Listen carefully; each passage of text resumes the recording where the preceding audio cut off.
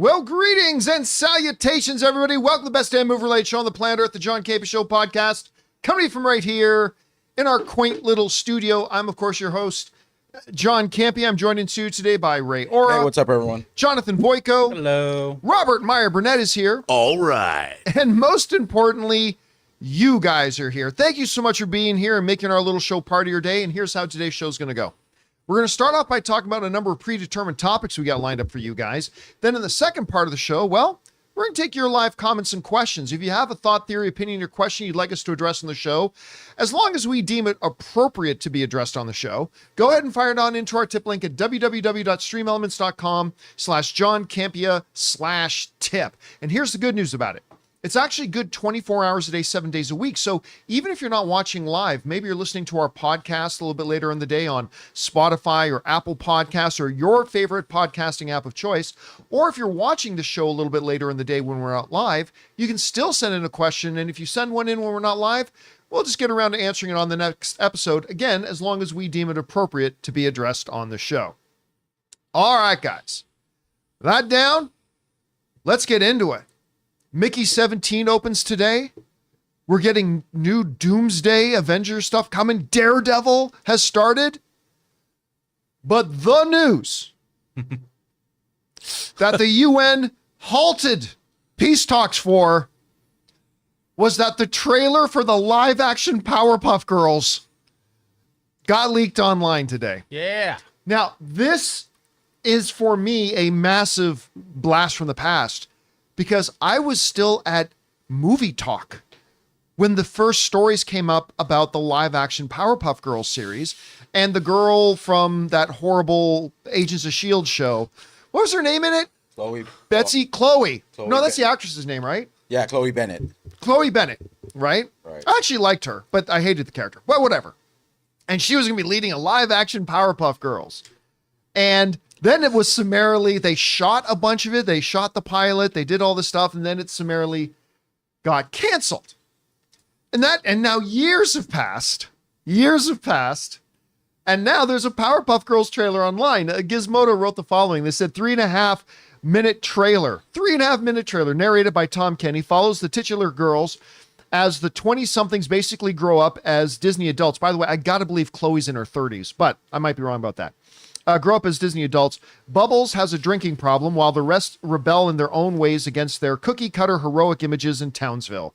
Somewhere down the line, the girls mess up and Mojo Jojo finally kicks the bucket. By the way, I've never watched an episode of Powerpuff Girls. I have no idea what any of this means. Kicks the bucket. In the fallout of whatever the girls did to cost Mojo Jojo his life, Blossom runs away from home. Jojo's son becomes the mayor. Buttercup becomes a firefighter, and Bubbles kind of coasts by as a failed Smurf influencer. So, nice. And hence the trailer started. For any of you who ever want to talk to me about a studio should never cancel something they already shot, I present to you Exhibit A, the Powerpuff Girls trailer. This was one of the most awful things I had ever seen in my life.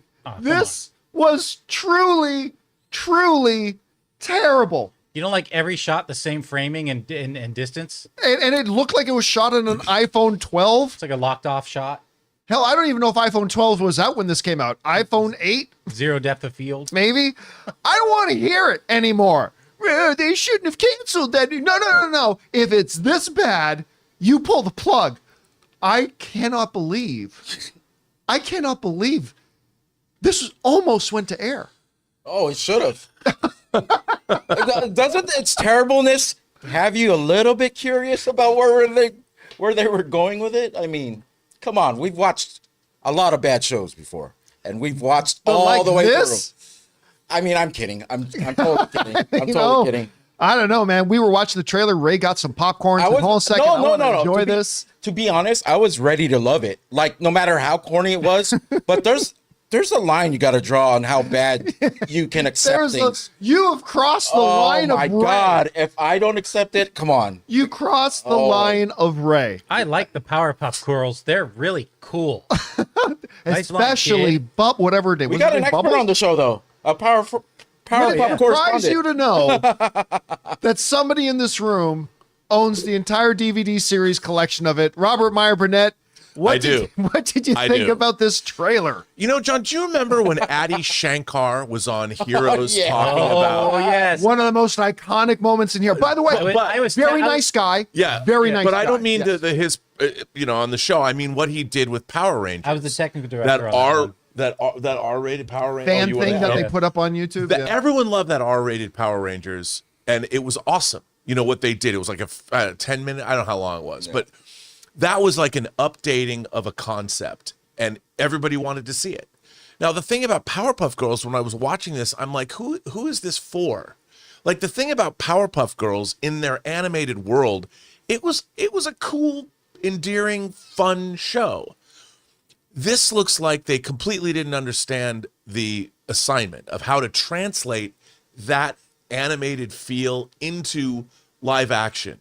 I mean, you can't, if you're going to translate something into live action, you have to you have to buy it as a live action show. You can't just, I mean, that tone was wrong. It just was wrong. And the way it was done was so amateurish. But the thing is, there could be a good live action version of Power. Just stop it. There could be. It just wasn't this. Yeah. This was wrong-headed. You know, I think the execution. I would be curious to read Diablo Cody's script. An Academy Award-winning writer, by the way. Yeah, and I think that it was the execution, it was the direction and the cinematography and the way the actors were just they weren't like.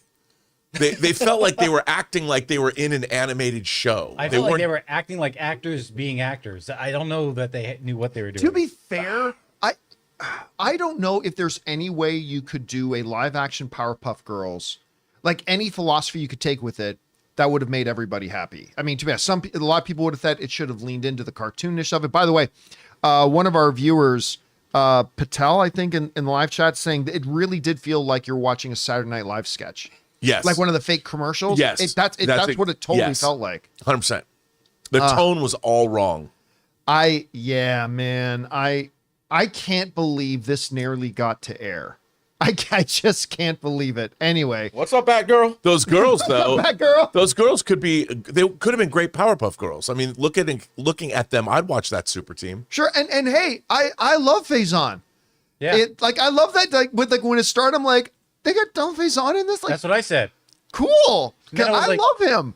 And then, oh man, that trailer was only 3.5 minutes that'll never get back, but I felt like I was watching the entire episode. I felt like it was 3.5 years. I aged. Yeah. I felt I had to shave. I must have whiskers. I'll say this. I would sit down and watch Craven again before I would watch this. Now, what if CW walked up to you and said, "Hey, John, you got a good amount of viewers here. I mean, can we show the CW Powerpuff Girls on your channel?" Yeah. Yeah, I would do that. I mean, as long as you know I'm going to ruthlessly savage it, but yeah, if you're cool and with if you that. pay me money. Yeah, I mean, yeah, if you pay me to do it, sure. But you have to do a reaction too. Yeah, I have to do a live reaction as I'm watching. Episode. I felt like I drank from the wrong chalice. I chose poorly and drank from the wrong chalice poorly. after watching that one. All right, guys, question is for you. Did you have a chance to see this work of art in front of me? Yes. Did you have a chance to watch this thing? If so, what did you think? Whatever you guys think, jump down to the comment section below and let us know your thoughts. All right, guys. With that down, let's move on to this, shall we? You know, a couple years ago, God, it might have been 2019, when Ready or Not came out. A movie that everybody thought was starring Margot Robbie. Margot Robbie. Everybody thought it was, this is the Margot Robbie movie. No, it was Samara Weaving, who just happened to look a lot like Margot Robbie, especially in the trailer. And it was just this little campy horror film thing that I quite frankly didn't have a lot of expectations for. I thought the trailers were fun. Really enjoyed the movie. Really fun little movie. Now, sometime last year, some reports came out that they were going to do a sequel. I thought, that's a little late, but okay, sure. Then we never really heard anything until now. Deadline is reporting that Kathryn Newton from Detective Pikachu, from Supernatural, from Abigail, is joining on to the cast. Deadline wrote the following. Ant-Man and the Wasp, by the way, she also plays Ant-Man's daughter. Ant-Man and the Wasp Quantumania actor Kathryn Newton is getting in on the bloody fun and is joining the cast of Radio Silence's follow-up to its near $58 million global grossing 2019 cult Searchlight hit, Ready or Not. The casting marks Newton's second collaboration with Radio Silence after last year's Universal horror movie Abigail. Newton joins returning star Samara Weaving. And by the way, wasn't she just also in that straight-to-streaming, like, Frankenstein? There was a Frankenstein kind of movie. Oh yeah, Where she got a boyfriend to rise from the dead. Yeah. Guys, Yeah, you're talking about Newton. Yeah, she was in something Frankenstein. Lisa? Lisa Frankenstein. That's what it was. Yeah. So I've loved her ever since Supernatural. They were actually going to give her a spin-off series. Her and a couple of the characters from Supernatural, they were trying to set them up where they were going to get a spin-off series. Never happened. Anyway, Rob, I personally love this. You know what Ready or Not reminded me of? Cabin in the Woods. I can see that. With the I can't remember who did that one with Joss Whedon. Drew Goddard. Yep. And that movie really, I actually liked it more than Cabin in the Woods. I thought it was fun. It was like a little bit snarky, a little bit, I mean, kind of ridiculous at the same time, especially once you got in towards the end. It really stuck the landing, though. It really did. And it We was got such to the- a low budget film. Yeah. It was really well executed. Great use of basically one location. They had that great Yes, house. the house. And then you're watching this and and it was, everything was earned. And I have to say, the ending was one of those endings where I was like, oh my God. I mean, I didn't see that coming. And I own that movie. I think the movie's terrific. It's beautifully done. So what do you think about Newton and Samara Weaving teaming up here to do I think it's another one? fantastic. You know, is she going to try and save her from? I mean, I'm curious to see. Oh yeah, like is she like- the next girl? Yeah, and like Weaving comes back to stop it. I don't want to ruin anything, but there are questions that I have Right. about the second film and how they're going to set that up. But questions I would love to participate in. I will definitely. I did not see the movie in the theater, which it bummed me out. I got the disc and watched it on disc. I would love to see the second one in a theater because I could only imagine the end of the movie must have driven the first audiences to see it bananas. I'm sure they were. Now let me cheering ask you this: it was a very inexpensive movie to make. Yeah. And like compared to what it cost to make, $58 million was good. But $58 million still kind of means hardly anybody saw it, right? What do you think about them now coming back 6 years later and bringing this back? Like, do you think the second film can outperform the first one at this point? I do because, you know, it's like I call it the Terminator effect.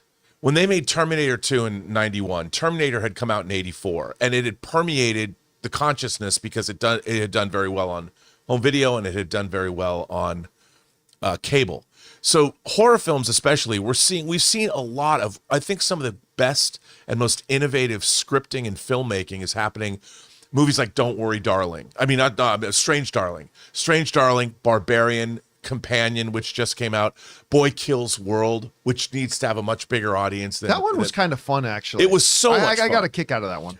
But these are movies that didn't cost a lot, but there's so much wit and verve and great filmmaking. You're watching emerging filmmakers who have big careers. I mean, you know, Zach Krieger has made Weapons for Warner Brothers, which apparently is just a banger. And he did Barbarian, $4.5 million, and it makes $40 million. I mean, Roy Lee, who watches this channel, is responsible. I don't know how he finds these kinds of scripts, but even Smile, I don't think Smile is one of his, but Smile 1 and 2, Smile, great concept, really well executed, makes $200 million. These are where we're seeing not just low budget, they deliver for an audience. And, you know, horror traditionally would work theatrically and make lots of money. You know, John Carpenter's Halloween. If done reasonably. Yeah. Well, but Strange Darling, man, if you haven't seen that movie is dope. And They should absolutely read nothing about it before you see it. that movie should have been, I wish I had seen that movie with a huge, I saw it in a theater, but I saw it with barely anybody in it. That was the same with me. Same with Companion. And you're watching these movies, audiences would love this, but they're not being marketed in such a way that people think they need to run out and see but them. also with small budget movies, you only have so much know. money to market, right? I By the know. way, speaking of Newton, like, did you see Abigail? Yes. How fun was Abigail? It was great. Wasn't that a I own wonderful? Abigail. Do you? Yeah, I mean, I loved that movie. But that's another one I should. And did you see who was the big baddie at the end? Oh. The guy from the Godfather show. Yeah. He ended up being the dad. Yes. But it was. I mean, the thing about these movies is Abigail's a perfect example. Great premise. You know, somebody simple premise. Criminals are going to rip somebody off, and then you find out, oh no, the daughter's being set up. Yeah, and it's so good. I mean, we're living in a golden age of horror, and it should be. Some of it's making a lot of money. Yep. I mean, like a Barbarian, but these movies deserve better. Some of them are making money, but not a lot of them are getting a big audience. I know, and they should. And some of these really deserve more. Anyway, guys, question is for you. What do you think about this? Did you see the original Ready or Not? Did you also think that was Margot Robbie in the movie before you saw it? What do you think about them making another one now? Whatever you guys think, jump down to the comment section below and let us know your thoughts. All right, guys. With that down, let's move on to this, shall we? We don't talk a lot about video games on the channel, but when they're directly connected to one of the most popular pieces, one of the best pieces of entertainment in movies or television today, we kind of make an exception. Of course, one of the highest selling video game franchises of all time, Last of Us. And correct me if I'm wrong, I think Last of Us 2 set the record for most video game of the year wins and stuff like that. Yeah. Anyway, a lot of people have been wondering when they're going to get around to doing a 3. Well, according to this headline, Neil Druckmann is saying there's probably not going to be a Last of Us Part 3. Screen Rant wrote the following. In an interview with Variety, Last of Us writer and director Neil Druckmann has apparently confirmed that there may not be another sequel, saying, don't bet on there being more Last of Us. This could be it. While not a total confirmation, Druckmann's statement indicates that a prospective The Last of Us Part 3 isn't likely, even after the launch of Naughty Dog's upcoming game, Intergalactic: The Heretic Prophet, which a lot of people are talking about, which was announced at the 2024 Game Awards. All right. There's two hands here. In hand number one, there's the issue of, listen, I confess I did not play The Last of Us Part 2. I watched like the 8, 12, 16, however many hour long movie of it. And I quite frankly was floored. I thought it was the best story, not the best game, but I thought it was the best storytelling I've ever seen in a game. Like but I'm a sucker for movies and shows and stories that deal with what pain can do to people, even good people. I'm a sucker for those types of stories. And I thought Last of Us Part 2 was a triumph in that regard. On the other hand, so you're talking about not making a third one to that. Oh, okay. But more immediately for me, though, it brings up the question of, well, what happens to the HBO series? Like, we know we're getting 3 seasons because we got season 1, and then the story of Part 2 is being broken into 2 seasons. So that's season 2 and 3. But does this mean that Druckmann and Chernobyl guy, Craig Mazin. Mazin. Will Druckmann and Mazin go ahead and just write an original new season after the 3rd season of Last of Us? Will HBO plan to just shut it down after season 3? So I really hope not, because listen, and maybe season 2 sucks. I loved season 1 so much. I've never seen, it is easily the best video game adaptation to screen I think ever done. One of the only good ones ever done. And I really would like to see 5 or 6 seasons of stories, even if they change characters throughout. But I don't know, Rob, you hear about this. What do you think about it in terms of the video game world? How do you think it may impact what we do or do not see in HBO Max? I don't know. How do you take Well, I this? think, the Last of Us franchise is so story driven, and how many people I mean, getting emotionally caught up in that game was something I think everybody who played those games did. And I think that's really hard to do. And I think Neil Druckmann going, look, we're probably not going to do it, probably because they've said everything they need to say. They know they don't have a story. I mean, I could see him 5 years from now, if he came up with something that he thought was worthy of doing, like something to return to that game and get the kind of emotional. I mean, look at how many people got really upset with The Last of Us 2. I mean, they were emotionally invested in that game. So if they have a story that's worthy of that, I think Druckmann would come back. I like the idea that he said, look, we're probably not going to do it. I think there's some integrity there. I mean, certainly the franchise has made a heck of a lot of money. They're doing their HBO show. And I think unless we have an idea that's either going to be as good or if not better, why do it? You know, I mean, we could take the money and run, but then it would, if you make something terrible, it diminishes your brand. By the way, without giving anything away for people who don't know, second part, Mark W. in the live chat, one of our channel members said, part 2 made me hate golf. If you know, you know, but part 2 made me hate golf. I like that a lot. Anyway, guys, the question is for you. What do you think about this? Neil Druckmann is saying, don't bet on there being a Last of Us Part 3. And also maybe you got kind of tired and turned off by the response that a certain segment of the audience gave it. I don't know. What do you think can happen here? Do you think they can continue on with the show even without another new game? I mean, with Craig Mason, why not? Whatever you guys think, jump down to the comments section below and let us know your thoughts. All right, guys, listen. With that down, we still have a number of things to talk about here today, including the report saying that Christopher Nolan is Amazon's number 1 choice to direct the next James Bond movie.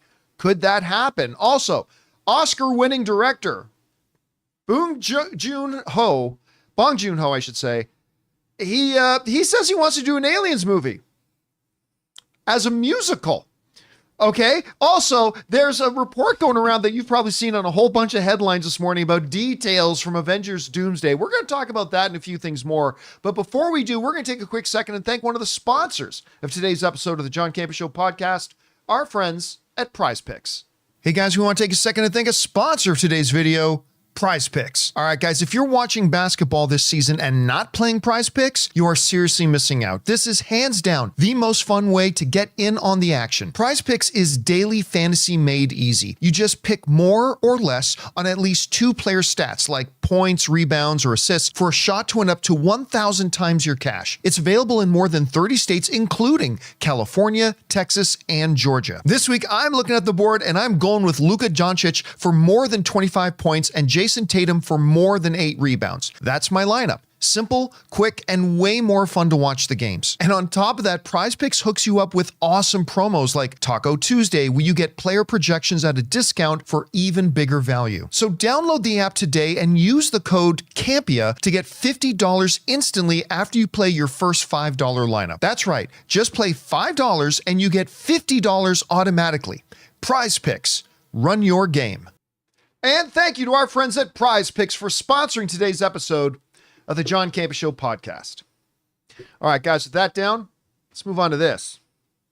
You know, of course, you realize a huge shift happened in the movie industry where the Broccoli family, particularly Barbara Broccoli, has given over the rights, the creative control rights of the James Bond franchise. She's still part owner of the franchise itself, but for decades, for 2 generations, she has been in control of what happens creatively with James Bond. And they've now given it up to Amazon. Amazon, who's going to be their creative partners, Amazon MGM, and she was going to hold on to creative control, but they have been able to get their, as Chris Carr would say, poop in a group. And so now she gave up the creative rights, I'm sure for a huge dump truck of gold to do that.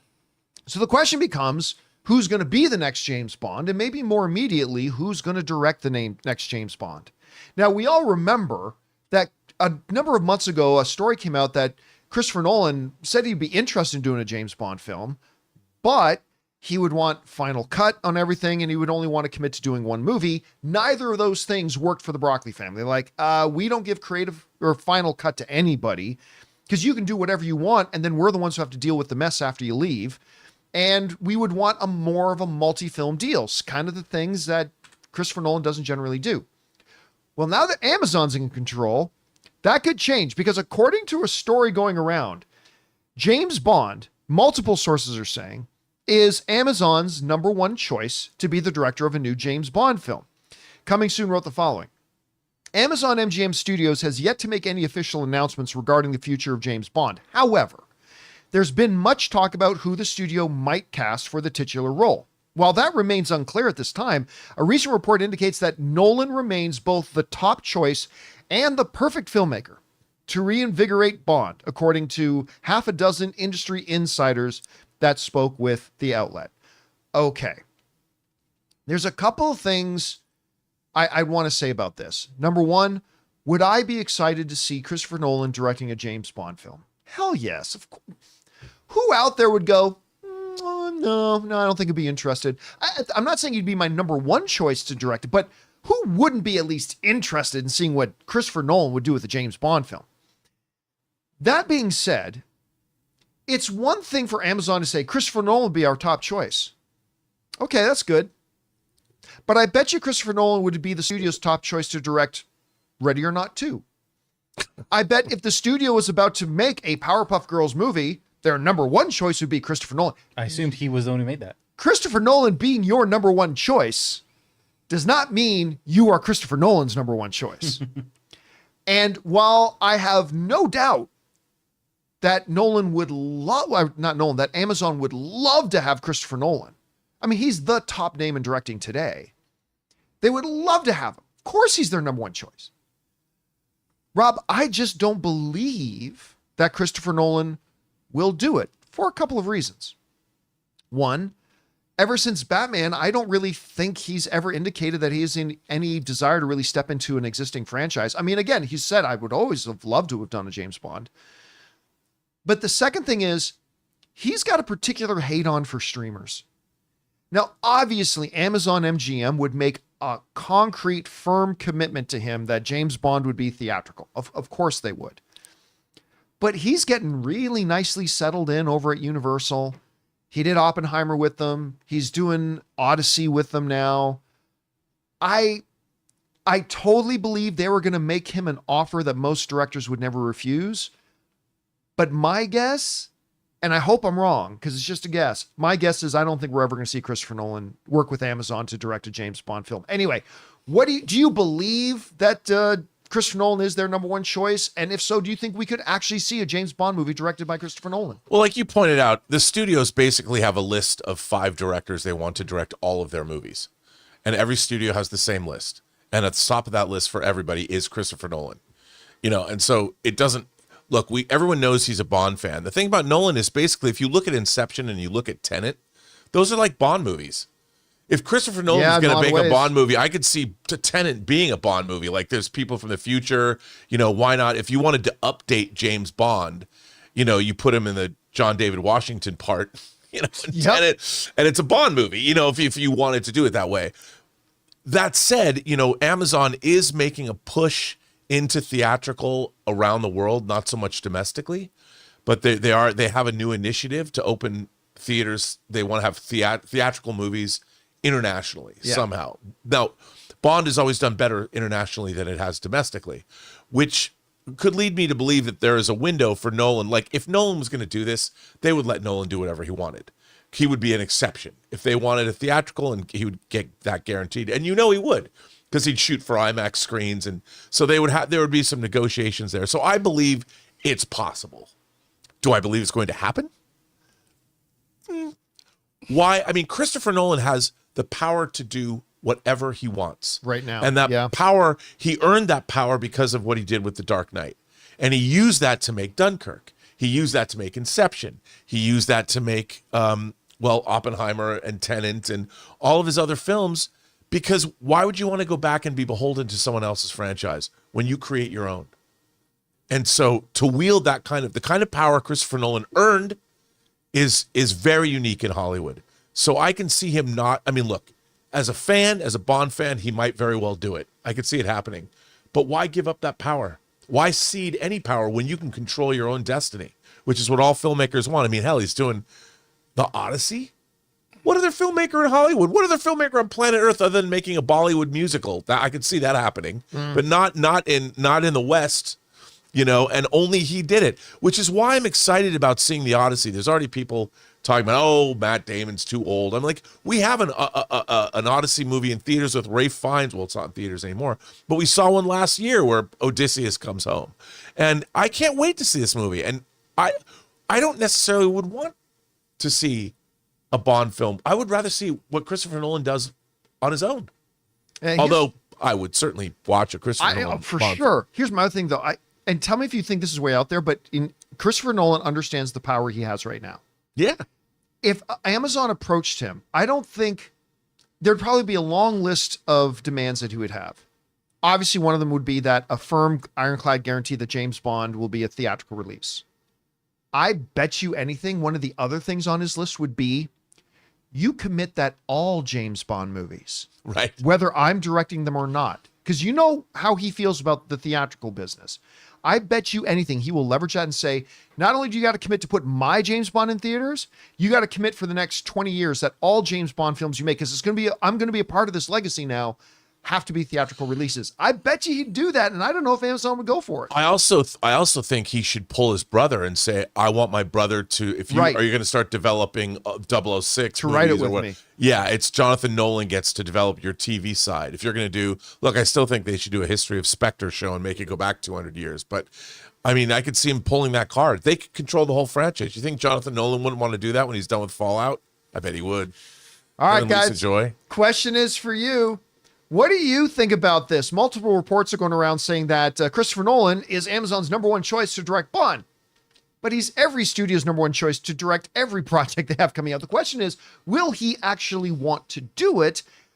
And would he be willing to give up whatever other creative projects he has for it? What do you think the conditions might be for him to do it? Would you be interested in it? Whatever you guys think, jump down to the comment section below and let us know your thoughts. All right, guys. With that down, let's move on to this, shall we? You know, for a long time, I felt, and was right, that Alien and Predator franchises were dead. And then came Prey, and kind of changed my whole perception of that. And then came Alien Romulus, which I really enjoyed. It's like, okay, and now we've got an Alien Earth series coming from FX that I'm actually getting really, really stoked for. And a new Predator movie. And so one of the top directors in the world, Bong Joon-Ho, has said, you know what? I'd be interested in an Alien movie. But there's a catch. He wants to do it as a musical. This comes from some CBR who wrote the following. Look at all those Oscars he's holding. During a recent interview with the Los Angeles Times, Academy Award-winning director Bong was asked if he ever had plans to direct big-budget movies for popular franchises like Star Wars or James Bond. He said, I'm not drawn to franchise films, but I did think at one point I would like to do an Alien film. Bong shared over Zoom through his interpreter, Sharon Choi. Interestingly, he also teased his vision for the potential project, revealing that he would like for it to be an Alien musical. Face hugger. So an Alien musical. Oh, there you go. From Ice Pirates. With multi-Academy Award winning Bong Joon-Ho. All right. It was so funny because I was talking to somebody earlier this morning. I said, did you hear that Bong Joon-Ho wants to do an Alien film? And they were like, oh. And then I said, and he wants to do it as a musical. I said, what? As a musical. All right. Rob, you and I basically believe that there's many factors that go into making whether a movie's good or not and stuff like that. But the number one factor is the director, like the person in the chair. We all think he's an amazing director. Would you be down for an Alien musical if it was directed by Bong Joon-Ho? How would you feel about that? Well, here's the thing.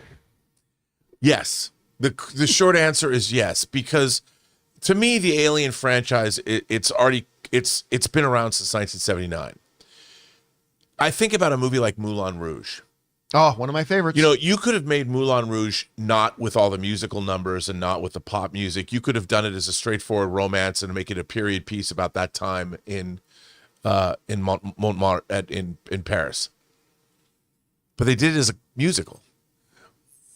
Same kind of with what Baz Luhrmann did with Romeo and Juliet. Yeah. It would depend on how it was done.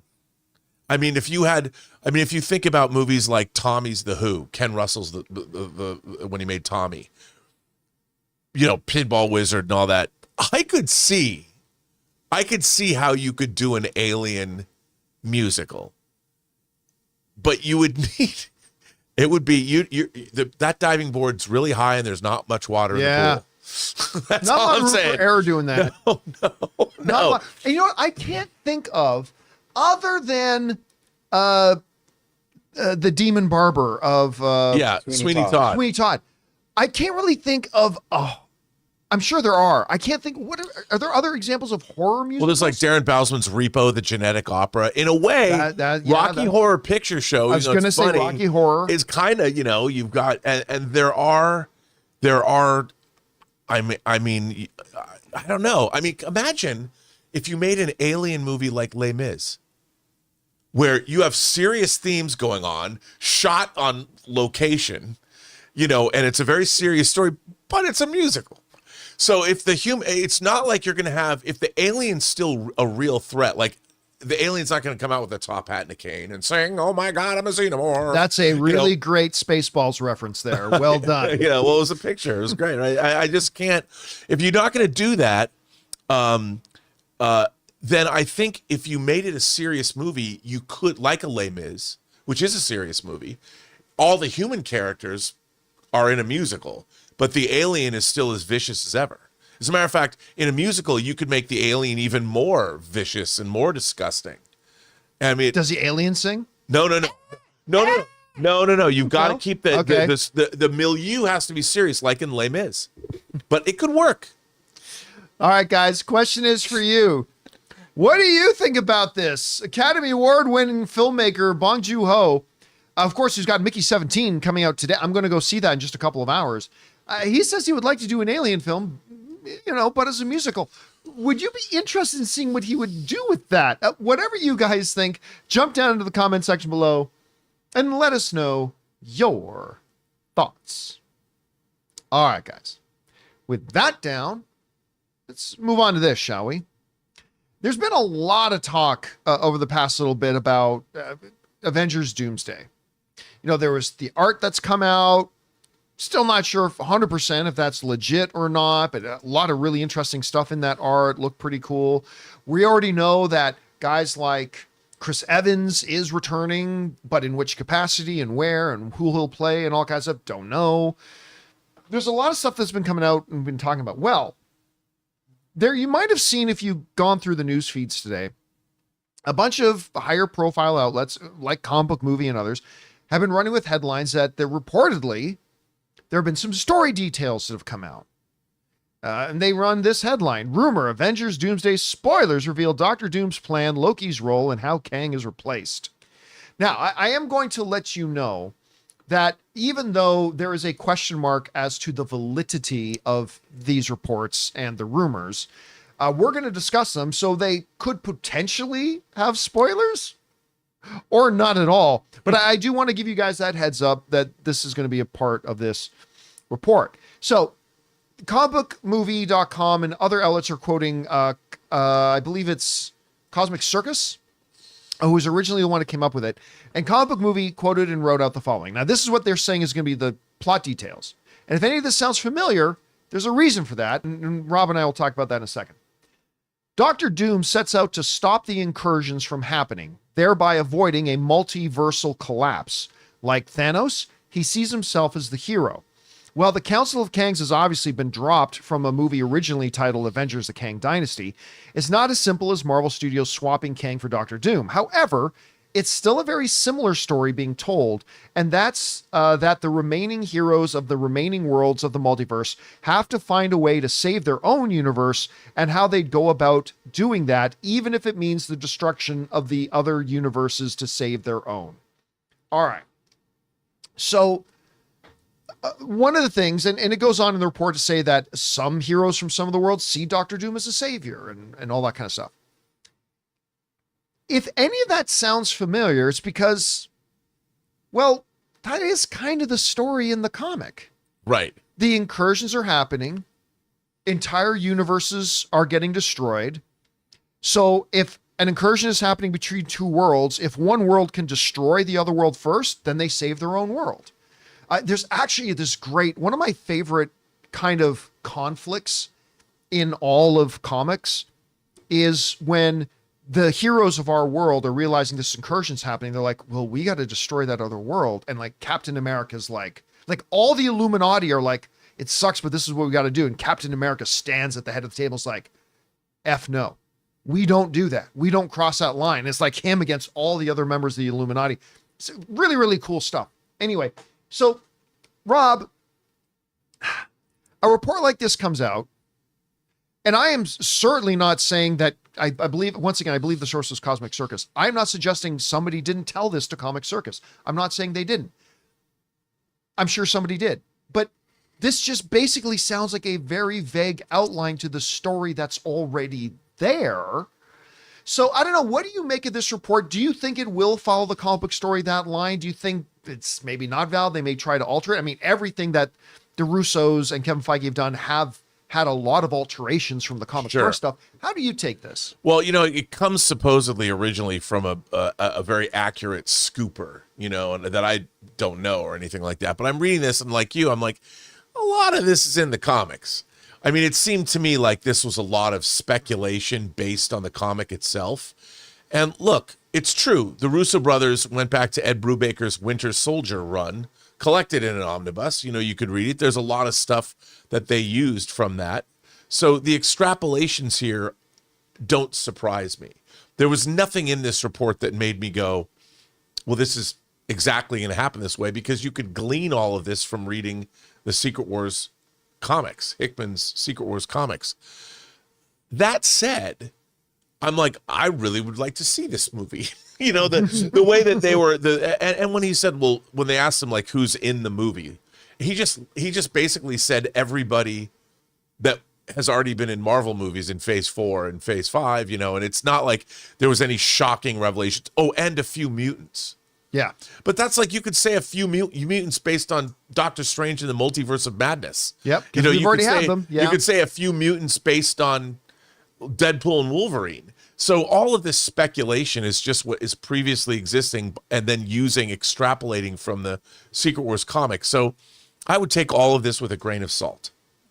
That said, there is that artwork, wherever that came from, and it does make sense. And if they're going in this direction, I've always said, John, that every IP is one great movie away from being back on top. The Marvel Cinematic Universe needs this, and they've made 4 previously great Avengers movies. I love all 4 of the Avengers movies, and I think, as I said, Infinity War and Endgame are amazing. The Russo brothers are coming back. You have I don't know if it's Marcus or McFeely that's coming back, but you've got the team in place. They know what they have to do. There's a lot at stake, and the source material is great. So I would assume that, and they're shooting next month or whatever. They start shooting. Yeah, they start shooting soon. So, look, I'm excited. I don't know what's going to happen. Let me ask you this, though. I just want to see Robert Downey Jr. as God Emperor Doom. You give me that, a lot is forgiven. Here's a question I have. One of the things that, and we've said this right from the beginning of the MCU, I've always said, like, they got to be careful that they don't cater too much and lean too inside baseball. I agree. Into the more fantastical elements of the comic books, because you run the risk maybe of losing some of your general audience. When you look at the artwork, and if you know the story of like Secret Wars, how big of a challenge is it going to be for Kevin Feige, the Russo brothers, to not go too wild comic booky and risk alienating the audience? Or just like, I don't know, how big of an obstacle do you think that's going to be? Or do you think it's really not going to be that big of a challenge? I think it's a really, really good question. The one thing that I would say as a great example is when you first get to New York in Infinity War, and you put Doctor Strange, and you put the Hulk, and you put Iron Man, and you put Spider-Man, you put all these comic book characters together in the beginning of that scene fighting off the Black Order in the beginning. That was delightful. And that could have gone, you got all these comic book characters. The fact that they had all those great actors that we loved those characters, though, and putting them together. I mean, they're talking about Ben and Jerry's ice cream, in that they make jokes about that when the world is about to end. If they can pull that magic trick off, the real disadvantage that these movies have is they don't have that beloved core Avengers team to fall back on. They don't have Robert Downey Jr. playing Tony Stark. They don't have Chris Evans as Captain America. And the characters that they've reestablished or established since then don't have that following. We don't love them. There hasn't been, we love, everybody that we loved is gone. Even like the Guardians of the Galaxy, we'll get Star-Lord, but anyone else, I don't know. So they have a real issue in that those characters that they now have left do not have the audience love. However, I think what they do have, and the one thing that I thought that was interesting in these reports was they talk about Loki being the MacGuffin. Yes. Like- Which what we speculated on the show the other day, right? Like maybe instead of Molecule Man, Yeah. that becomes more of a Loki thing. I think that's a great, you have God Loki and you have different factions on Battle World or whatever. They all have to get to Loki. You know, and at the end, I could see some where all of the factions of whatever, who's ever fighting, all the different universes, they all get there. And Hiddleston has to make a choice. And you could give him a great, and it's Hiddleston who brings all the universes, maybe Doom and Hiddleston. I don't know. It's just that I can And a dancing alien. but I gotta ask, but then does Spider-Man offer him a hamburger from his pocket? A week-old hamburger from his pocket. I trust in these guys because too much is at stake. If these films aren't great, I think the Marvel Cinematic Universe is going to go away for a while. Yep. I don't think that they're going to be able, because this is their cornerstone. This is their moneymaker. This is their Koenigsegg of the way a Koenigsegg is a supercar or a Veyron or Bugatti or something. This is it. If they screw this up, where's the MCU going to be after this? Yeah, I mean, look, you don't want to put a lot of pressure on it. And I'll say this. I think that's more true if Avengers Doomsday was coming out next month. I think there's a chance that if, and this is a big if, Daredevil kills it the rest of the season, that Thunderbolts is awesome, Fantastic Four is awesome. If they can go into Doomsday from a real position of strength, they might be able to withstand a few bumps. But if they go into Doomsday with everything feeling kind of shaky, like let's say Thunderbolts doesn't deliver and Fantastic Four doesn't deliver.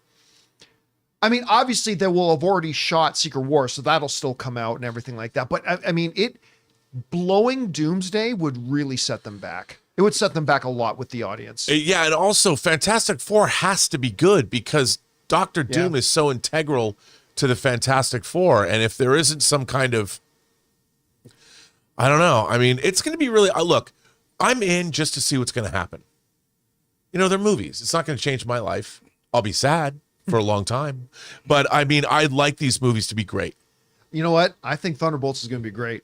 The more I see, and I never would have thought that the first time they announced they were going to do a Thunderbolts movie, to which I was like, why? Why are you doing a Thunderbolts movie? Now I cannot believe it. I'm actually more excited for Thunderbolts than I am for Fantastic Four. Is Disney going to screen anything at CinemaCon?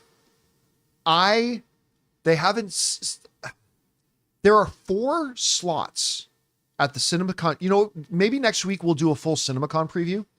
There are 4 slots for full screenings at CinemaCon this year. Slots. We now know what one of them is, How to Train Your Dragon. They're screening How to Train Your Dragon 2+ months in advance. I completely believe that Thunderbolts will be one of those. I think they're going to screen, because Marvel has done full screenings at CinemaCon before. This one's going to be pretty close to the release date of Thunderbolts. I think they're going to screen Thunderbolts. Not Fantastic Four or anything like that, but I do think they're going to screen Thunderbolts. And I'm still keeping my fingers crossed that DC screens Superman. But then we'll see what kind of condition we're in as we roll into Doomsday. Guys, question is for you. What do you think about this? I mean, most of what we're hearing out of these alleged reports is that it's pretty consistent with what's already in the comics, with the exception of the Loki stuff, obviously. How do you feel about that? Do you buy into it? What direction do you think it's going to go? How excited are you for it right now? Or are you still just trying to get built up to it? Whatever you guys think, jump down to the comment section below and let us know your thoughts. All right, guys. With that down, it's time for us to get on to the most important part of our show, of course, which is taking your comments, questions, and topics. But before we do, we're going to take another quick second here and thank another sponsor of today's episode, our friends at Hungryroot.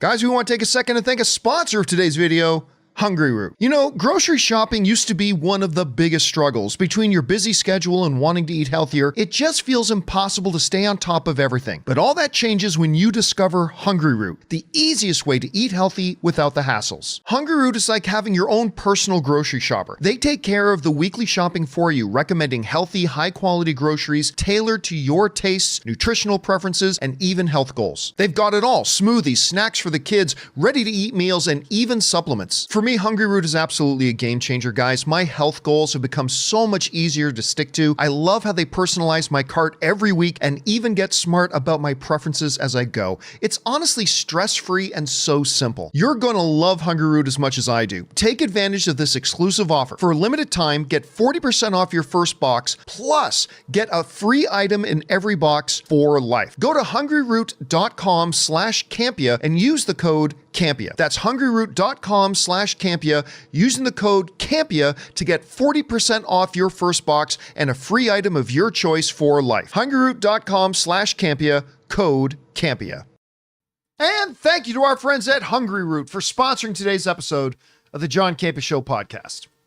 All right, guys, with that down, let's get over to the important stuff. Your comments, questions, and topics. So, Jonathan, what are we starting off with? Okay. First off, we had someone yak off yesterday.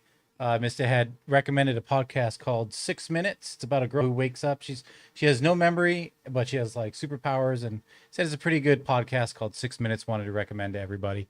All right. But going forward, we got Anonymous here who says, just rewatch The Flash, which I also enjoyed, by the way. How much would John Schnepp have loved to see Nick Cage Superman cameo fighting the Spider? I also watched his doc about Superman Lives when it was first released to VOD back in the day.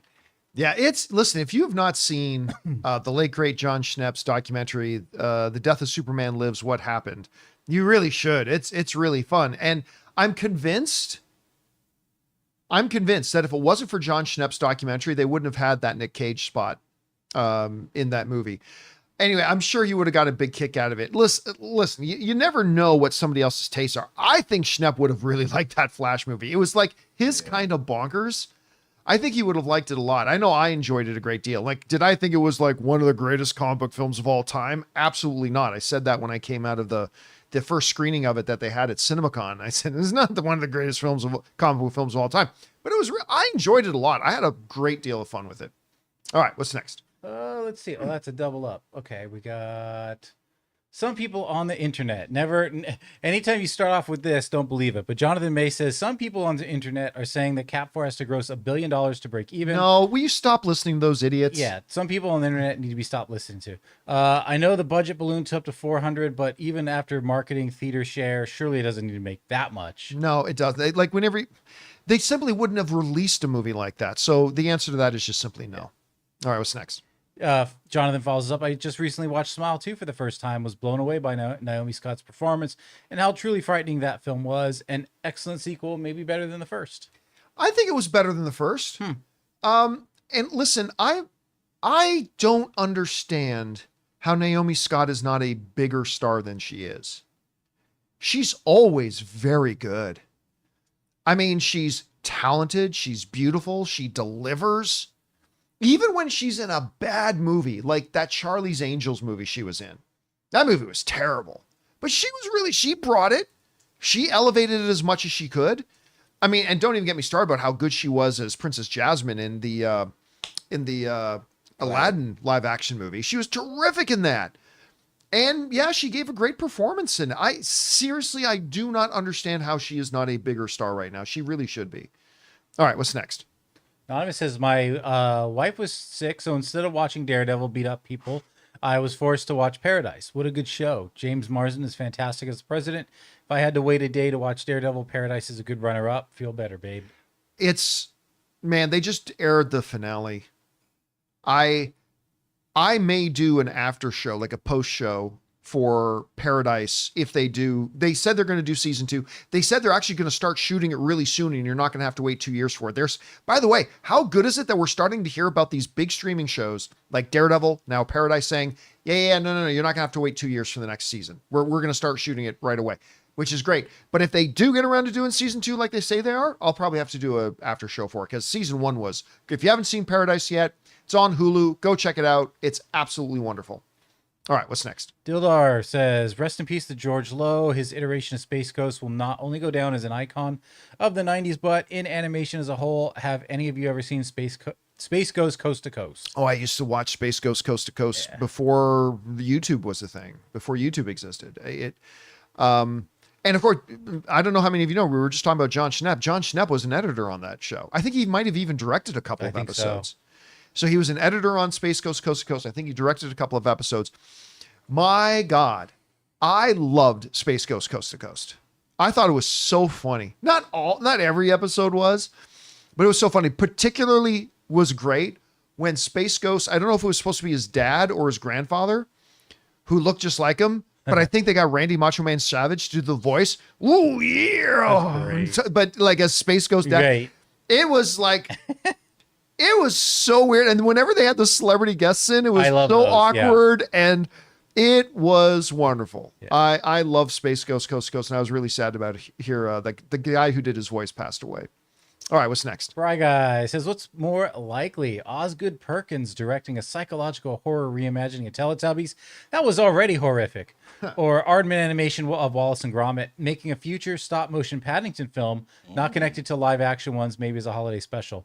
I wouldn't mind a Paddington stop motion. That'd be kind of so cool. Now that they've done it live action, though, I don't think they can go back. Go back. I think they would have a very hard time marketing that and going back to doing that. By the way, not for nothing, but the guy who created the Teletubbies, I believe he was the creator. He was either the creator or the main financer behind it, but I'll just go with creator. He actually invited me out to Las Vegas because he also produced, I'm trying to remember the name of it. He made a movie that was Teletubbies like. It might have been and it had the guy who played Wesley from Princess Bride. And it is the lowest, I believe it's the lowest grossing wide release film in Hollywood history. Oh, wow. I'm trying to, the Oogie Loves, James Diesel in the live chat. Remember it, the Oogie Loves. Okay. So before Oogie Loves came out, my entertainment lawyer, who represented me, it was also the lawyer for this guy.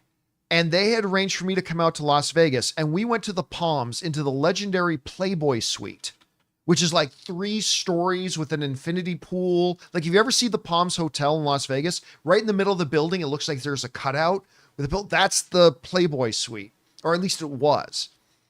And they invited me out there, and he was interested in financing a new project of mine and stuff like that. And anyway, they invited me out there because he invited a bunch of people out to the Playboy Suite of Palms in Las Vegas because he wanted to give this big presentation for this movie project he was working on called The Oogie Loves.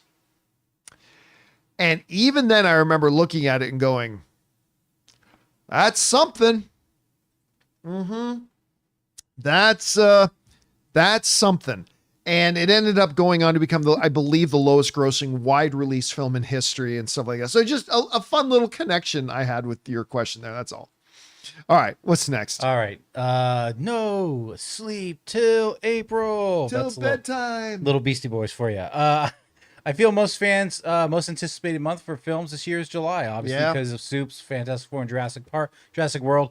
But don't sleep on April. It's my most anticipated this year. We got CinemaCon early April, 3 dope weeks in a row with Drop, Sinners, and Accountant 2. Oh, is Sinners in April? I guess so. Yeah. For some reason, I thought it was a little bit later into the summer. Yeah, man. Listen, we are now. I almost forgot. Like CinemaCon's just in a couple of weeks. It's a little bit earlier than it normally is. Normally, it's a little further into April, but this year it actually starts on March 31st. We're going to go down to Vegas on the 30th, get settled in, and then we're going to be broadcasting from Las Vegas all that week as CinemaCon is going on. By the way, so it's going to be me, Ann, Ray, Robert, and our good friend, Olympic gold medalist. Oh, Cody Miller. Cody Miller. I didn't know that. Olympic gold medalist and undefeated movie trivia competitor. Cody Miller is going to be going down with us as well. And that's going to be a lot of fun having him there with us. But yeah, obviously The Accountant 2, I'm been stoked for forever. And Sinners, man, I cannot wait for Sinners. You're right. That's going to be a good month. It's not going to be Superman, Fantastic Four, Jurassic Park, but it's a pretty good month. And unless you're going to CinemaCon, that doesn't count. So yeah. All right. What's next? All right. Anorak, the all-knowing, is a two-parter. John and crew, picture this. We see Dr. Doom in his throne, and then he glances over and looks at his bookshelf filled with magical books and relics. Then he sees one of his magical books, hence the Darkhold, burn with red mystical magic. And then he glances at the camera as a fourth wall breaking moment says, "It's begun." Cut to black. This was just a theory and also a dream I had last night. Are you sure you're not thinking about Mortal Kombat? It has begun. Yeah, maybe. It'll be interesting to see. Wall. It'll be interesting to see how much they go into magic of it. You know, in the comic books, that Doctor Doom was actually Doctor Strange's apprentice for a while. They go into hell trying to get Doctor Doom's mom. Anyway, so it'll be interesting to see how much they go into him as a sorcerer in this. Obviously, other iterations of Doctor Doom that they've done on the screen, they've gone more into like lightning powers and science and stuff like that. It'll be interesting to see if they kind of take him in that direction with it. So I don't know. I don't know how they're going to do it. I do think, though, I said from day one, when they announced that Robert Downey Jr. was going to be Doctor Doom, I said from day one, this was going to be a brilliant move. And I think it's going to be proved. I think it's going to be proved. And I cannot wait to see him as this character, man. All right, what's next? Anonymous says, I've heard rumblings for a while, but I heard the most significant update about this recently. Expect Max to reverse rebrand back to HBO Max this year, which may happen sooner than we think. One of the dumbest rebrands of all time. Well, it's their moment of destiny, man. Well, we actually said months ago on this channel that expect to see Max put the HBO label back in. This all kind of first came about when the announcement came out that Penguin was officially not a Max show, it's officially an HBO show, which means it's still a Max show. Yeah. That Lanterns is going to be officially an HBO show. That the new Harry Potter series is officially going to be an HBO show. Again, that means it's still a Max show. And we said months ago that, look, this is them going back to correct a mistake, I think. Now, I don't have any official word from anybody, so let's just be clear. But what I said a number of months ago was that, look, it was one of the dumbest decisions in branding history. In all of branding history, taking the name HBO off of the streaming service may be the most respected name in home entertainment ever. Yeah. HBO. And you take that off your streaming service? One of the stupidest branding decisions in history. It's like if Disney decided to just become Buena Vista Pictures. Yes. Mm-hmm. Or Disney decides to create a streaming service and we're going to call it Once Upon a Star Plus. Yeah. You have the Disney name. Yeah. You put that on it. You have the HBO name. You put that on it. So we speculated a number of months ago that I expect within about a year or so, we'll probably see them put HBO back on it. And they'll make a big deal out of it as if they didn't screw it up in the first place. They'll make a big deal out of it saying, the most respected name in entertainment is now on streaming. It's like, you had it on streaming and then you took it off because you're stupid. It's to me, it's easily, in all the great decisions and all the right stuff that I almost said Bob Chapek, that David Zaslav has made to keep Warner Brothers alive after AT&T nearly killed it, to keep it alive and now make them profitable and have their stock growing and all that kind of stuff. He's done a lot of great things, a lot of good things to save this company that I thought for sure was dead. But that HBO taking that off and just calling the streaming service Max was, I think, easily the dumbest thing they've done. And they need to correct it. All right, what's next? 21st Century America says, hey, John, hope you and the rest of the crew had an amazing experience watching these first 2 episodes of Daredevil Born Again. I certainly did. The first 15 minutes were so shocking. And then asked, why would anyone vote for Fisk? He's a crook. Well, Fisk, what was the slogan? Fisk? Fisk can fix it. Fisk can fix it. That's why. Fisk can fix it. That's hard to say. Fisk can fix it. And again, I mean, you know, just again to point out, why would anybody vote for Fisk? Like, he's a convicted criminal. Well, art imitates life. Yeah, art imitates life. Anyway, all right, what's next? Anonymous, so tired of streamers crashing. A subscription is an agreement to pay money in exchange for access to on-demand content. If I break it and don't pay, I lose access, but if they break it, I can't pay less. Had to give up on Daredevil after waiting all day to watch. I wonder if that was a regional thing, because I didn't have any trouble. I'll be honest with you. I had not even heard of anything crashing. Like, I sure it wasn't your internet provider's issue. Could have been. Because again, just because I didn't have a problem streaming it doesn't mean other people wouldn't have. Sure. But I'll be honest with you, you're the first person I've heard mention they had a streaming issue. I remember I used to get so frustrated back in the earlier days of Disney Plus when Mandalorian was out, because every time a new episode would drop, good luck logging on. And like, I remember I'd be sitting at my TV, log on, error, log on, error. And sometimes, like, I remember once, like, we had to wait over an hour to finally just get to log on to watch the new episode. Now, I haven't had experiences like that often since. They seem to have fixed that. But this is the first I've heard about it. Again, I would double check to see if maybe it was your internet provider's issue or not. But I mean, listen, here's the reality. Whenever you're dealing with technology, you're always going to have issues, right? You're always going to have issues. We do the John Campea Show. We're a small little nothing operation that's doing stuff out of my garage, for heaven's sakes. But sometimes our internet service doesn't work so good.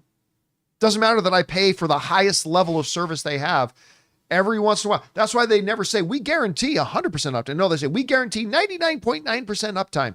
Guess what? That 0.1% can bite you in the ass at the worst time. It's going to happen. And sometimes it's completely out of their hands. Sometimes it has nothing to do with them. Maybe it's a third party thing they're dealing with. Anyway, try to be patient. But if the problem persists, I would get a hold of your internet service providing company and see if there's an issue going on there.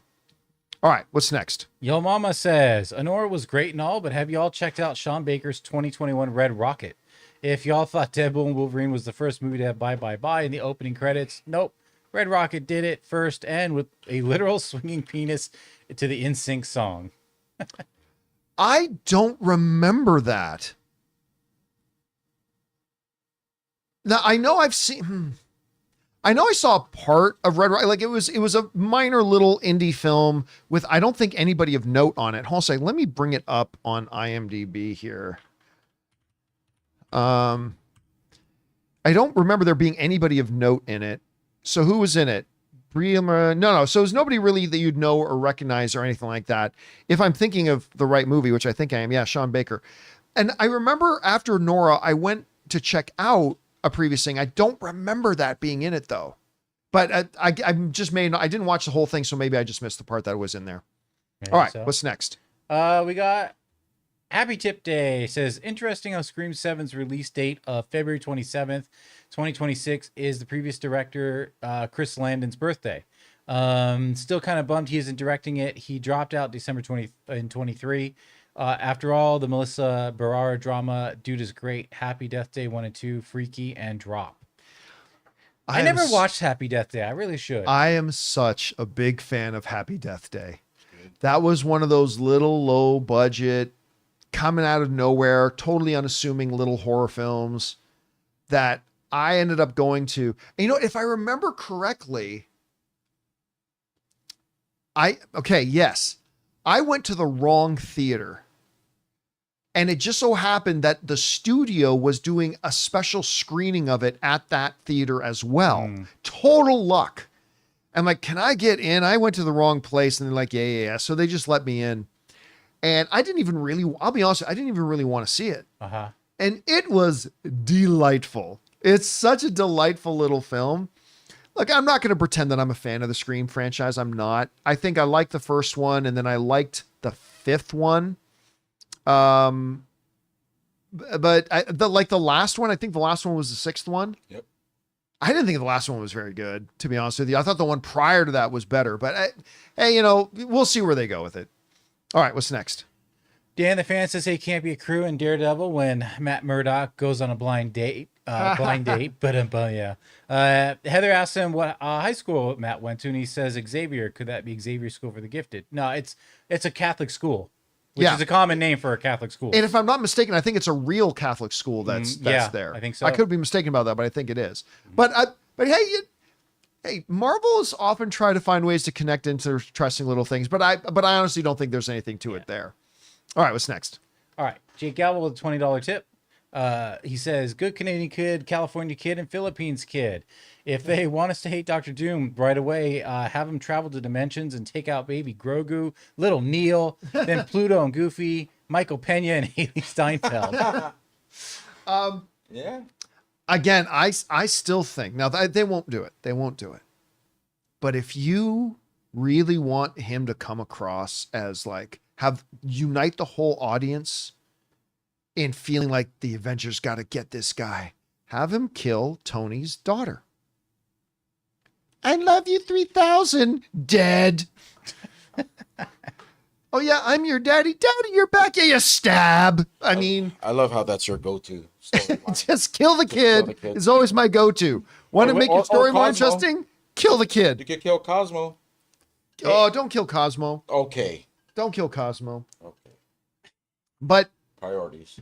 kill the kid. Yep. I mean, but look, in all seriousness though, they do need to do something Thanos-like from Infinity War, right? Thanos basically had no real presence in the MCU until Infinity War. Pop up here and there, but nothing really of note.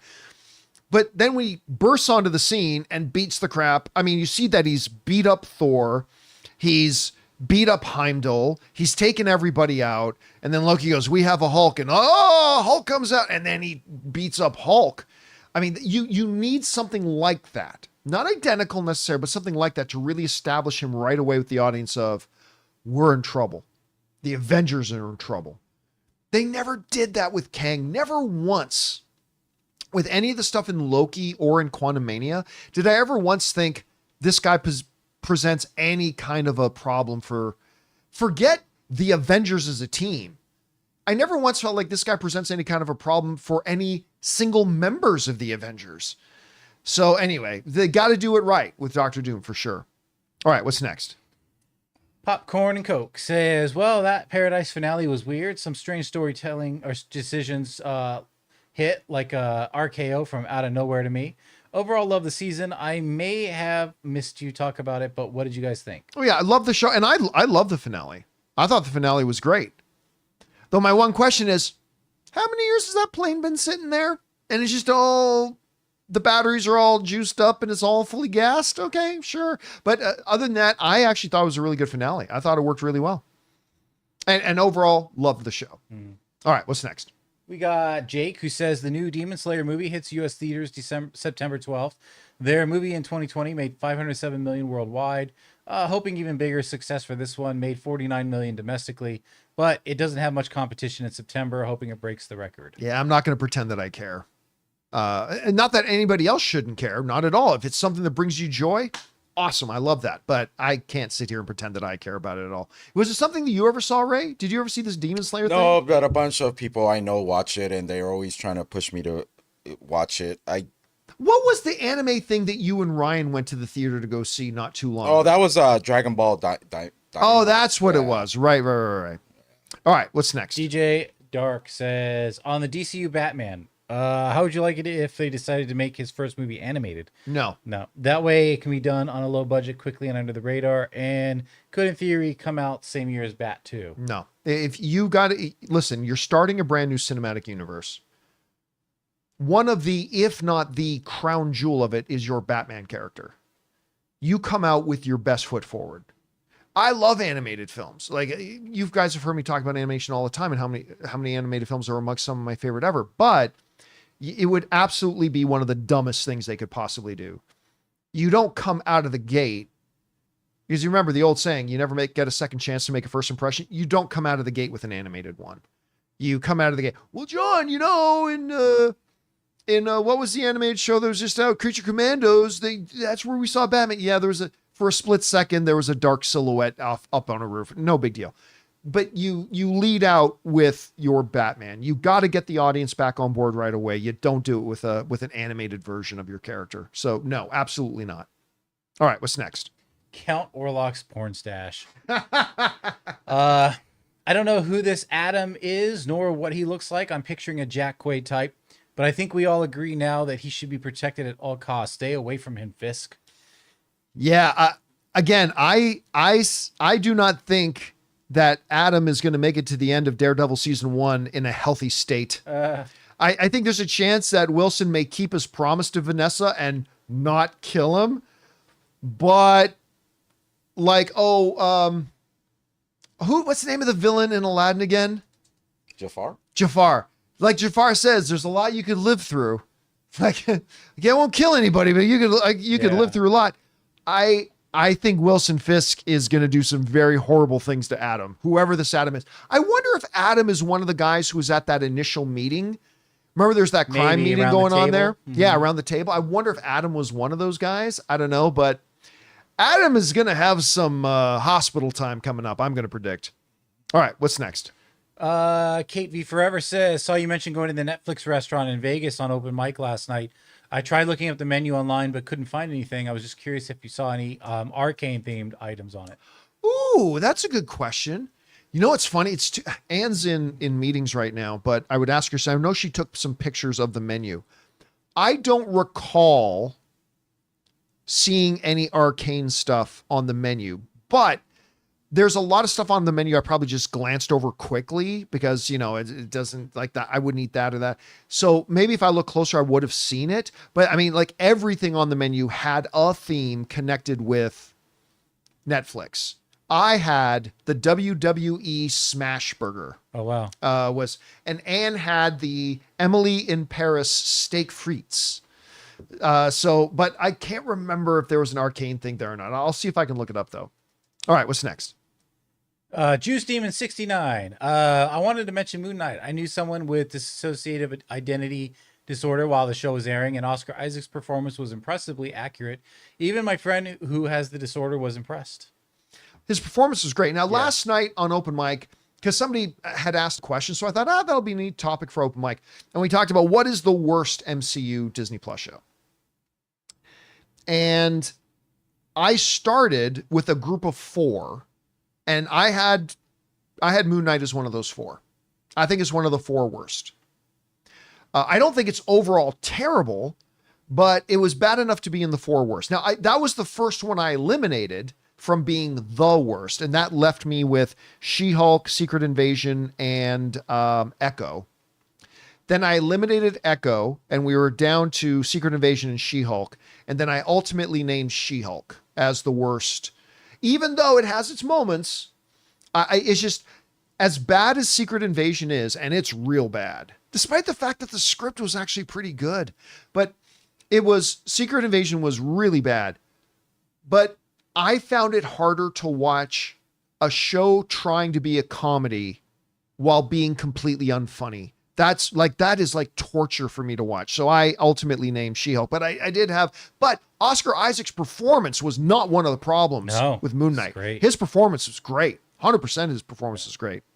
All right, what's next? Stolen McShave says, Pat Deary says, which film will win the overall box office? Fantastic Four, Superman. Both films are in an interesting position for their respective franchises. Love y'all. Enjoy your days. That's a good question. I don't see massive success for either one of them. I mean, they can be successful as being great movies. Mm-hmm. But both of these movies have baggage. Superman is carrying this giant yoke around its neck of the entire failed DCEU. And I say that as somebody who liked almost every DCEU movie, but it failed. I hate to interrupt you, but to that viewer that actually asked about the Netflix menu, it's actually up online. So just go to netflixbites.com. Oh, there you go. And it should be there. Netflixbites.com. Now, but Fantastic Four also has a bunch of baggage. Like 3 failed Fantastic Four movies that came before it. And it being brand new characters to the MCU. Well, everybody knows Fantastic Four. I'm going to bet you 90% of the audience that goes to the movies has never read a single page of a Fantastic Four comic book. I'm willing to make that bet. So they both have some baggage and some hurdles they got to cross. Let's say both of them are great. Sorry. If both of them are great, that's a big if. But if both movies are great movies, I'll say Superman will make a little bit more than Fantastic Four. Now, if Fantastic Four is great and Superman is then I think Fantastic. But let's say all other things being equal, both the movies are great. I think Superman will make more. What's so funny? Stranger Wings. Stranger Wings, and there's Beverly Hills Cop. Oh, I saw that one. But And how it was dare fucking you- Beverly Hills Cop. How dare you not get this bulgogi taco? They have a bulgogi taco. What was it? What was it? Oh, I can't tell what it's based on. It's okay. Soul Rock. I can't. No. The smash burger I got was pretty damn good. WWE Actually. Smash Burger. The Hellfire Club. The Hellfire Club. Yep. Yeah, that's great. All right. What's next? Stubble McShave says, "Want to feel old? No." On Tuesday, March 4th, it was 31 years since John Candy passed away. He was one of Wow. my favorite comedic actors. I loved him in the dramatic roles as well. What was your favorite John Candy performance? I remember where I was when it came over on the radio. I was getting my hair cut in a barbershop in Burbank, and it came over the radio. Really? Yep. What would be my favorite John Candy performance? I mean, the dude was a genius. Obviously, like one of my favorite comedies of all time is Spaceballs as Bartholomew. Planes, Trains, and Automobiles has got to be up there. Splash. Great Outdoors. Uncle Buck. But every time he was just on SCTV, I mean, it's hard to nail it down. It really is. He was just an absolute comedic genius. He was amazing. And Ryan Reynolds is producing a documentary. Yeah. About him. Yeah, we reported. That never came out yet, right? That's something they're still working on. Yeah, I'm really looking forward to seeing that. All right, what's next? The Tick says, a couple of weeks ago, I shared the story of me and my sister destroying each other's childhood toys. As much as we fought as kids, we did get along too, and Powerpuff Girls was one of the shows we watched together. I've just seen the trailer. What the F was that? I just how did that? Like, I'm glad they pulled the plug on it and never aired it. But how did that even get 5 days into production and not have somebody go, we're looking at the dailies of this and we can't honestly put this on television. We can't air this. It is truly, again, I never want to hear anybody complain when a studio decides not to air or release something that they had already shot. I never want to hear anybody complain about it again because, like, oh my God, thank God this didn't get released. All right, what's next? The Tick says, anyway, Ray, Jonathan, and John, I think you're all older brothers. Actually, I'm a younger brother. I have one older sister. Did you watch any shows with your siblings when you were elementary age? No, like for me, I am the oldest in the family, and it's like my parents had me, then I guess I was a handful because they waited like 5 years, and then they had kid. Like all my siblings are pretty close in age to it. Like they're only separated by like not even 3 years from youngest to the next oldest. Rob, Heather, and Sandy. And so I mean, they watched a lot of stuff together, but I always kind of joke that I was kind of like an only child in a full house because my siblings, they all went to school together. They were in grade school at the same time. At one point, they were all in high school at the same time. And I was just always like just too far ahead. Mm-hmm. So yeah, no, I never really had any of that. Did you and Anne and no. And Olive ever have something you watched? Olive was the same as you. Like she was like, further ahead. Yeah, no, but just her taste. She thought she was back then. She thought she was too mature for us. We're only a year, and so me and Anne always stuck together to fight her. It was always me and Anne against her. But she used to watch all those movies that now I really, really like True Beverly Hills. If anyone's ever seen that. Mm-hmm. My sister used to, Olive, she used to just replay that all day. And we only had like one TV, one VCR. So me and Ann would have to go through all that stuff just to get to our shows. Yeah, man, it was I don't know. We watched everything. Me and Ann, we watched everything. Yeah. All right. My sister and I were too far apart, but we did watch Star Trek Next Generation. Oh, that's cool. Forbidden says, I don't know, but I'm starting to believe Secret Wars will have elements of Avengers versus X-Men.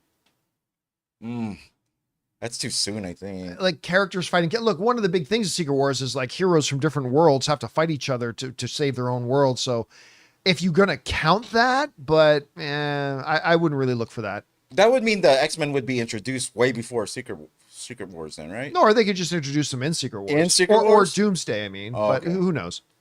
All right, what's next? Okay, Anonymous says, hi, John and crew. What do you think about the theory that Foggy is alive? There are theories online that there is an Easter egg in the first episode that reminds of a comic run where the law firm has the number 468, and in that run, Foggy fakes his death. Yeah, well, I mean, Chris on the show yesterday brought up the full theory about in the comics that the FBI faked Foggy's death. The catch to that, of course, is that a bullet, he's not a superhuman. The bullet went through his chest, and Daredevil heard him die. Right. So it's a comic book movie, though. It's the Marvel fake death cinematic universe. It's not a stretch that they say, actually, once he was taken into the ambulance, Night Nurse realized, no, there's still the faintest heartbeat. And they rushed him to a secret thing because clearly somebody powerful is trying to kill Foggy. So we should keep it hush hush that he's still alive.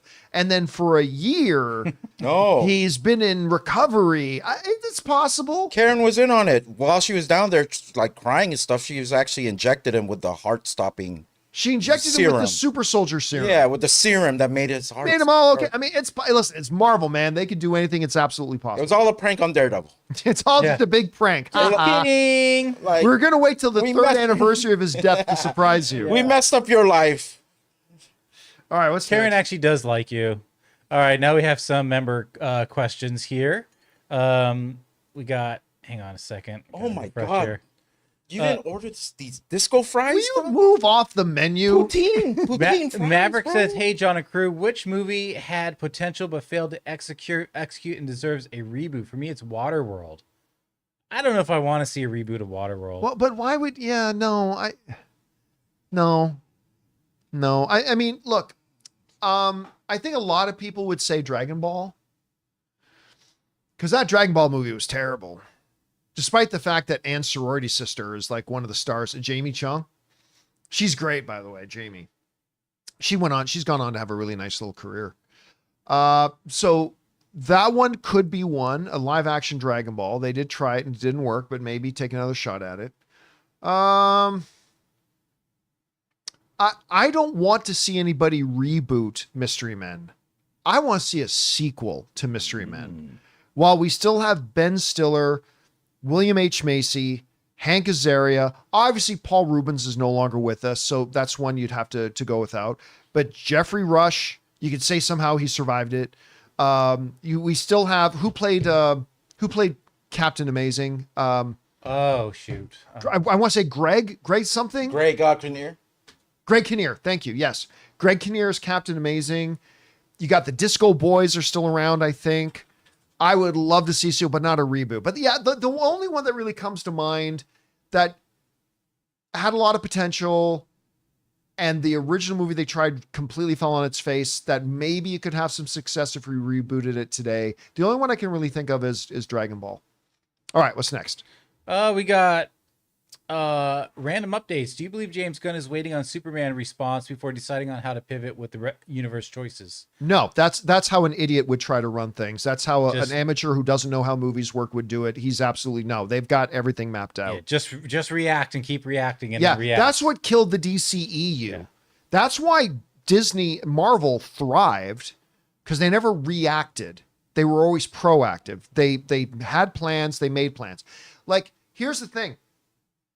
When over 5 years ago now, when Disney bought Fox and got the rights to X-Men, everyone's like, make X-Men movies right now. And Kevin Feige said, no. I mean, I'm excited about X-Men, but we've got the next 5 years planned out. And we're going to stick to our plan. And then we'll start incorporating X-Men. And so James Gunn will have that same kind of foresight. Now, whether or not he has the same level of success, we don't know, but he's not going to be one of these idiots that just goes, well, what happens here? Oh, then we'll react to whatever they do. No. You got to be proactive, not reactive. All right, what's next? We got Callum who says, "Hey John, I'm all caught up on Severance. Last week's episode was so good, and Adam Scott better win that Emmy." I don't think he's going to win the Emmy, to be honest with you. I love Adam Scott. Loved him ever since Step Brothers. I am one episode behind. I'm one episode behind. Because they did that episode. Have you been keeping up with it? I'm a little behind. I'm gonna get caught up this week. So I got on the episode with Mark's, where it's all the flashback with Mark's wife. Right. I think they've had another episode since then. I think. Yes, and then Okay, so I'm one episode. I got to get caught up on that, I'm and two then I'll be episodes caught behind, up. So yeah. All right, what's next? We got K-Lab. What do you guys feel like the odds are that we get our first look at Batman in Clayface? To me, it's 50-50. I think it's 0. I think you come out with Batman with a bang. That's how I think. You don't have him just kind of a "Hi, I'm Batman" and then leave. You don't introduce Batman in somebody else's movie. So yeah, I shouldn't say 0. I'll say 5%. Of course, it's possible. James Gunn could do anything, but I'll say it's closer to 5%. All right, what's next? We got Dominic Suma. Based on how they've been portrayed in the films, who wins in a one-on-one fight? T'Challa's Black Panther in suit, or Steve Rogers Captain America with shield? Probably Steve Rogers. I think if Steve is not holding back, that's always a thing. He's always quite holding back. Right. But I think if Steve's not holding back, I think he probably wins that fight. Probably, but depends who's writing it, I suppose. Yeah. All right, last one. The newest Andor trailer promo looks so good. I saw it too. It was like a featurette kind of. Yeah, it looked great. I got a text yesterday from Rob saying, "Oh my God, the new Andor promo spot." Yep. I hadn't seen it yet. And so finally last night I sat down and watched it. It's amazing. I cannot wait for Andor season 2. You know what? I think I'm actually more excited for it than I am for Last of Us. I think I am. I think I've had a choice. I might be. All right. Yeah. And guys, that'll do it for today's installment of the John Campea Show podcast. Thank you so much for being here and making our little show part of your day. Big special thank you to all you guys who sent in questions. Number 1, because you gave us great fun things to talk about. But number 2, you supported our channel as you did it. And all of us involved with the show, thank you guys so very much for your support. I want to thank the guys in the room with me, Ray Ora. See you guys tomorrow. Jonathan Voico. See you guys later. Robert Meyer Burnett, who of course was here a little bit earlier. And a big thank you again to you guys. Thanks a lot for being here. My name's John Campea. And until next time, my friends, bye-bye.